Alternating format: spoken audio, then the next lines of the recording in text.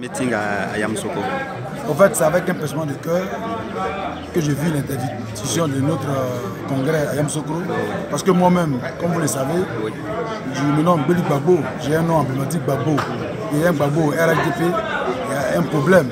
Mais comme je suis un gars de conviction, en 2010, j'ai voté pour le président Ouattara. Alors je me nomme Gbagbo. Et j'ai été au golf parce que j'ai encore des preuves. Yo Fosier, qui est député de Port-Boué, est là. Il est encore vivant, maire de l'UDPCI. J'étais secrétaire national de sécurité à la jeunesse. Là, j'ai eu à faire le combat. Et aujourd'hui, on interdit le congrès du MFA. Alors que ce que les gens doivent comprendre, qu'un seul parti politique ne peut pas gagner une élection. Aujourd'hui, le RDR, parce qu'on fait nous beaucoup de choses. Mais en 2010, il fallait que ce parti politique, comme Mabri Tokeus à l'ouest, on gagnait des voix. Pourquoi aujourd'hui le RAD soit fort pour que le président Ouattara soit président de la République. Mais aujourd'hui, on comprend que le service que nous avons fait, c'est en vain.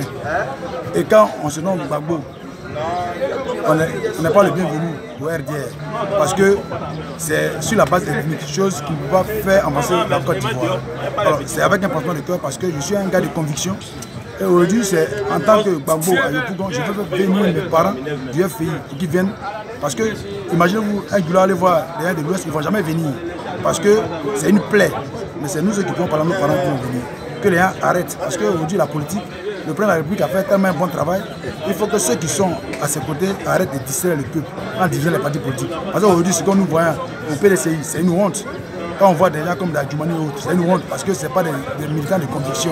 Des gars comme Anoblé Félix, lui et moi, on a fait le lycée de San Pedro. Il a été réellement en 4e, aujourd'hui il est député PDCI de San Pedro. Regardez un peu ses interventions. Comment on peut comprendre qu'un député, on dit que le PDCI va avoir son candidat. Il préfère que le président n'ait pas de candidat, mais que le candidat du RDR passe pour que lui, on lui donne des miettes. C'est-à-dire que ce n'est pas un militant de conviction. Et ils sont pleins comme ça au PDCI parce qu'ils n'ont pas appris à faire la lutte.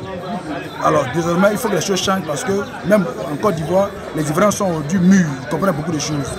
Et que ceux qui sont tapis dans l'ombre, qui sont en train de faire le bocal MFA, ça ne va pas prospérer. Parce que comme je l'ai dit la dernière fois, le président Gbagbo l'a fait. Il faut que les choses changent pour que les choses avancent. Parce que tout ce qu'ils vont faire, on a connu des leaders dans ce pays. Le président Soro est un leader. On est leader. On est leader. Il y a des nouveaux leaders qui veulent faire en sorte que la Côte d'Ivoire soit dirigée par eux, chose qui n'est pas normale.